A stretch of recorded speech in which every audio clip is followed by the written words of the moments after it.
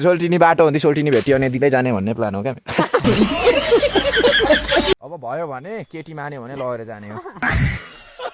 चलिए सुरु करते हैं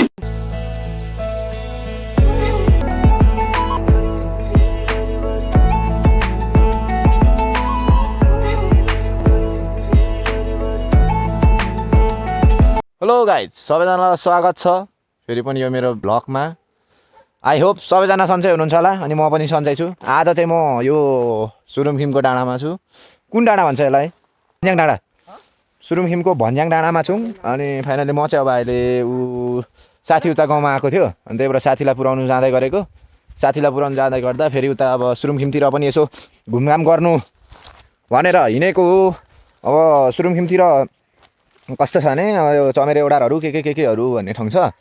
अनि यहाँ बाटोमा चाहिँ के देखेर रोकियो भन्नुहुन्छ होला फाइनली म देखाउँछु तपाईँहरूलाई के देखेर रोकिएको म ल हेर्नु गाइस गुराँस फुलिरहेको रहेछ यहाँ चाहिँ अहिलेको यो टाइममा अनि जे भयो नि अनि त्यो टिप्नुको लागि रोकिएको अब यहाँ हाम्रो सम्झीले टिप्दैछ उस्तो ल हेलो गाइज तपाईहरु सबैजनालाई केयर गर्छु एउटा फुल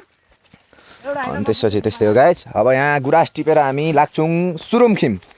मावि फाइनली गाइज गुराँस देख्न सक्नुहुन्छ कति राम्रो राम्रो फुलेको छ प्लाङ्गे भातेने त हेरो प्लाङ्गे माथि हाम्रो एकजना साथी टिप्दै हुनुहुन्छ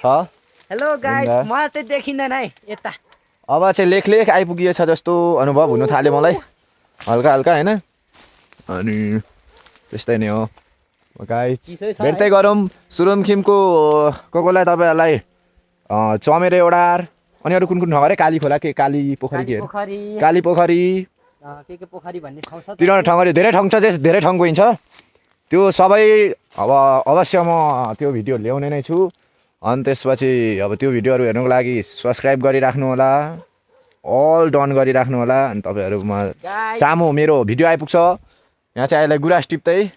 तर मेरो कपाल चाहिँ हेलमेटले अघि भर्खर धोएर हिँडेको हेलमेटले पुरा उयो भएछ क्या सुतेछ क्या फेरि मलाई यो कपाल सुतेको अलिक ठिक लाग्दैन लाग्नु चाहिँ त्यही पनि ठिक लागेको छैन यस्तै हो गाइज फेरि भेटौँ अर्को भ्लगमा